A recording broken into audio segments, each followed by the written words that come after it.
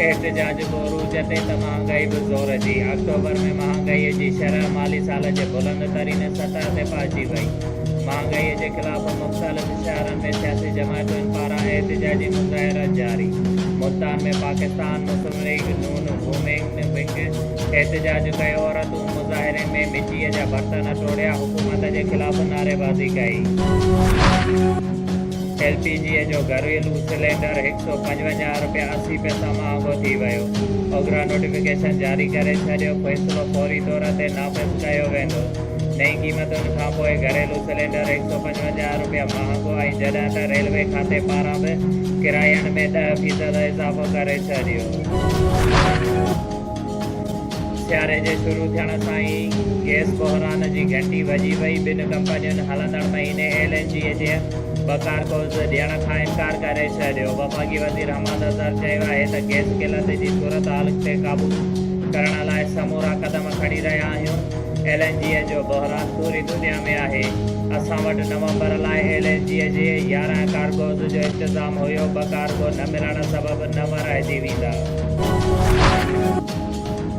नून league जे रहनुमा मुफ्ता इस्माइल चयो आहे त सियारे में गैस बहिरान जो ज़िम्मेवार हुकूमत जे मुजरमाना नाअहलियत ऐं नालाइकी आहे। पहिरियां ख़बर पई त हुकूमत खे कंहिं LNG जी कंपनीअ जवाबु ॾेई छॾियो। कंहिं टेंडर पाकिस्तान में शिरकत बि न कई। हाणे ख़बर पई आहे त पाकिस्तान खे LNG ॾियण खां इनकार करे छॾियो आहे। पीपल्स पार्टीअ जी शीरी रहमान चयो आहे त हिन महीने गैस जो शदीद बहिरान शुरू थी वेंदो। LNG जी कंपनी पाकिस्तान खे कार्गो ॾियण वारे फ़ैसिले खां पोइ ते हटी वई। पुराणा फाथल हूंदा ऐं नवां बचियल हूंदा। हुकूमत नए तरमीमी ऑर्डिनेंस में 25 ॾींहनि जे अंदरि नई तरमीम बि करे छॾी। 6 अक्टूबर खां पहिरियां वारा मनी लॉन्ड्रिंग केस ईअं ई हलंदा जीअं हलनि पिया। अपोज़िशन लीडर शहबाज शरीफ़ चयो आहे त हुकूमत पाण खे इनारो ॾियण लाइ नेब ऑर्डिनेंस आंदो आहे त जीअं इमरान नियाज़ी हेलीकॉप्टर ऐं ॿिया अरबे खरबे रुपया स्कैंडल वारा पाण खे इनारो ॾियनि। प्रेस कॉन्फ्रेंस में चयो त हाणे हुकूमत खे किथे बि विठी न ॾींदासीं, मगर हींअर इन हाउस तब्दीलीअ जो वक़्तु नाहे आयो। अपोज़िशन लीडर चयो आहे त अफ़सोस जी ॻाल्हि आहे त उन DLP जे धरणे में इमरान ख़ान गलो फाड़े फाड़े चवंदो हुयो त उहो उन्हनि खे सपोर्ट करे रहियो आहे। मोरो भरसा ॻोठ कारेजा चांडियो जा रहवासी 18 साला नौजवान अब्दुल सत्तार चांडियो खे संदसि मामे महबूब खोसो, संदसि पुटनि मुश्ताक यासीन खोसो ऐं ॿियनि खेसि कारोकारीअ जे इल्ज़ाम हेठि मोरो भरसा ॻोठ आंदर मलाह में तशदुद जो निशानो बढ़ाइण बैदि नौजवान जा हथ पेर ॿधी खेसि खणी पंहिंजे घर में कुताब खे सख़्तु ज़ख़्मी करे 15 ॾींहं क़ैद करे छॾियो। जंहिं बैदि नौजवान जा ज़ख़्म नासूर थियण बैदि खेसि ज़ख़्मी हालत में नवाजतोई थाणे जी हद गुदामनि भरिसां उछले फरार थी विया। जंहिं बैदि खेसि वारस खणी मोरो इस्पताल पहुता, जिते फर्स्ट एड ॾिनी वई। जॾहिं त वाक़िए जी NC दर्स थाणे ते दाख़िल कई वई। ज़ख़्मी नौजवान जी हालत ख़राब हुजण सबबि खेसि नवाबशाह इस्पताल बैदि कराची जना इस्पताल मुंतक़िल कयो वियो, जिते नौजवान ज़ख़्मनि जा सूर न सहंदे फ़ौत थी वियो। तदफ़ीन जे 5 ॾींहनि खां पोइ जॾहिं संदसि पीउ वाक़िए जो केस थाणे ते दाख़िल कराइण पहुतो त पुलिस हद जो तकरार ॼाणाए केस दाख़िल करण खां इनकार करे छॾियो। अहिड़े अमल ख़िलाफ़ क़तल थियल नौजवान जे पीउ वज़ीर चांडियो मोरो प्रेस क्लब पहुची एहतजाज करण बैदि दाहींदे चयो आहे त आउं मिसकीन हारी आहियां। मुंहिंजे नौजवान पुट अब्दुल सत्तार चांडियो खे संदसि मामे महबूब खोसो, संदसि पुटनि खेसि कारोकारीअ जे इल्ज़ाम हेठि तशदुद बैदि हथ पेर ॿधी कुताब छे खेसि माराए छॾियो आहे, जंहिं ते हुन वसवारनि खां इंसाफ़ जी घुर कई आहे।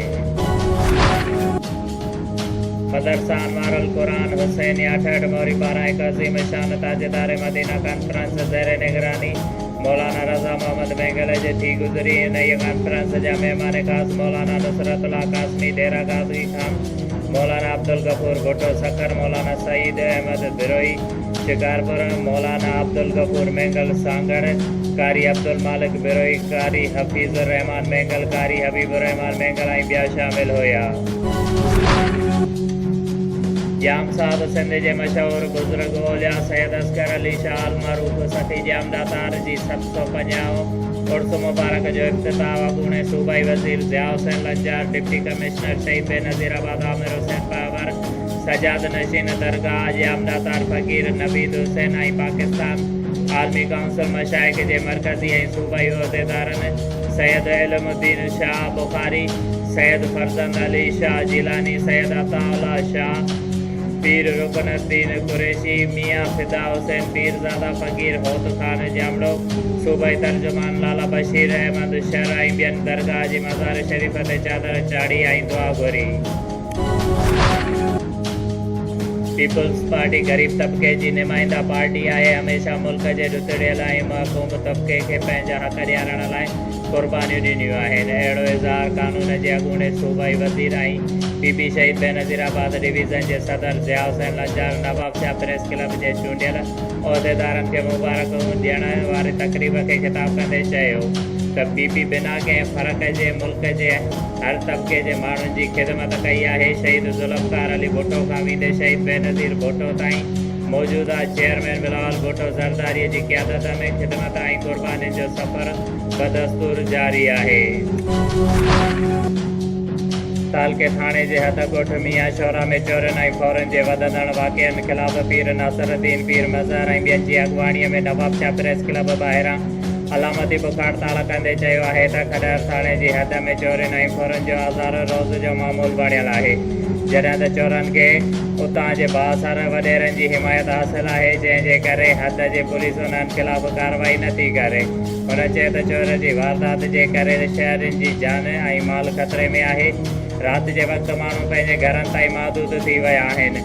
हुननि IG सिंध DIG शहीद बेनज़ीराबाद ऐं ॿियनि वसवारनि खां मुतालबो कयो आहे त खॾड़ थाणे जी हद में अमन अमान बहाल कराए शहरनि जी जान ऐं माल जो तहफ़ुज़ यकीनी बणायो वञे। नवाब शाह जे इलाइक़े दौलत कॉलोनीअ जे रहवासी हैदरी शौकत अली खोसो बिरादरीअ जे बासरनि पारां ज़मीन ते मुबैना कब्ज़ो करण वारे अमल ख़िलाफ़ नवाब शाह प्रेस क्लब ॿाहिरां 7 ॾींहंनि वारी अलामती बुख हड़ताल कंदे चयो आहे त मुंहिंजे वालिद अली बख्श उर्फ़ गनो खोसो जी ॻोठ गेलो ख़ान खोसो में 16 एकड़ ज़मीन आहे, जंहिं ते बिरादरीअ जा बासर अब्दुल मजीद खोसो, सनाउल्ला खोसो, असरार खोसो, सचल खोसो, इज़माम खोसो ऐं ॿियनि ज़बरदस्ती कब्ज़ो करे छॾियो आहे। जॾहिं त मज़कूर बासर मूंखे ज़मीन लिखी ॾियण लाइ मोतमार धमकियूं ॾियनि था, हर वक़्तु परेशान कनि था। हुन चयो आहे त दौड़ पुलिस खे शिकायत कई, लेकिन दौड़ पुलिस बासरनि खां रिश्वत वठी उन्हनि ख़िलाफ़ कार्रवाई नथी करे। जॾहिं त मज़कूर बासरनि मां मूंखे जान जो ख़तरो आहे। जॾहिं त बासर पहिरियां बि ज़मीन जे मसइले तां बिरादरीअ जा केतिरा ई माण्हू क़तल कया आहिनि, लेकिन दौड़ पुलिस उन्हनि ख़िलाफ़ का बि कार्रवाई नथी करे। हुन मुतालबो कयो त मज़कूर बिरादरीअ जे बासरनि ख़िलाफ़ कार्रवाई करे मूंसां इंसाफ़ कयो वञे ऐं मुंहिंजी ज़मीन तां कब्ज़ो ख़तमु करायो वञे। शिया उलमाए काउंसिल पाकिस्तान जाफ़रिया यूथ ऐं जाफ़रिया स्टूडेंट ऑर्गेनाइज़ेशन नवाब शाह पारां सालाना जश्न ईद मिलाद नबी ऐं जश्न विलादत हज़रत इमाम जाफ़र सादिक़ अलैहिस्सलाम जो पुरनूर जलसो मरकज़ी मुर्तज़वी इमाम बारगाह मोइनी बाज़ार में मुनक़िद कयो वियो। नवाब शाह जे मज़दूरनि पारां मज़दूर कोटा ते नौकरियूं न मिलण वारे अमल ख़िलाफ़ नवाब शाह प्रेस क्लब ॿाहिरां अब्दुल करीम चांडियो, मदद अली बिरोई, नूर अली बिरोई, दिलमुराद मरी, नवीद राजपूत, अनवर बिरोई ऐं ॿियनि जी अॻुवाणीअ में 1 महीने जी अलामती बुख हड़ताल शुरू करे छॾी। हुन मौक़े ते हुन चयो त असां नवाब शाह जा पढ़ियल लिखियल ग़रीब मज़दूर गुज़िरियल 5 सालनि खां वठी नवाब शाह जे मुख़्तलिफ़ सरकारी इदारनि में मज़दूर कोटा ते नौकरियुनि लाइ दरख़्वास्तूं ॾेई रहिया आहियूं, पर हिन महिल ताईं असां ग़रीब मज़दूरनि खे केर बि मदद करण लाइ तयारु न आहे। हुन चयो त असांजे घरनि में फ़ाक़ा कशीअ वारी सूरत हाल आहे, जॾहिं त असांजे बैतुल माल में बि मदद नथी कई वञे। हुननि चयो त नवाब शाह जे सरकारी इदारनि में मज़दूर कोटा ते पंहिंजे मनपसंद माण्हुनि खे नौकरियूं ॾिनियूं वञनि थियूं, जंहिं ते हुननि वसवारनि खां इंसाफ़ जी घुर कई आहे। ऑल पाकिस्तान उनाड़े तहत जे चेयरमैन सरदार जाम फेरोज़ उनड़ गुज़िरियल राति नवाब शाह जे हिकु मक़ामी शादी हाल में ऑल पाकिस्तान उनाड़े तहत पारां मुनक़िद थींदड़ कन्वेंशन खे ख़िताब कंदे चयो आहे त उनड़ बिरादरीअ खे पंहिंजे ॿारनि वांगुरु तसवर कयां थो। मां उन सरदारनि मां न आहियां जेको पंहिंजे बिरादरीअ खे ज़मीन ते विहारे। मां चाहियां थो त मुंहिंजी बिरादरी तरक़ी करे ऐं ख़ुशहालीअ जी ज़िंदगी गुज़ारे।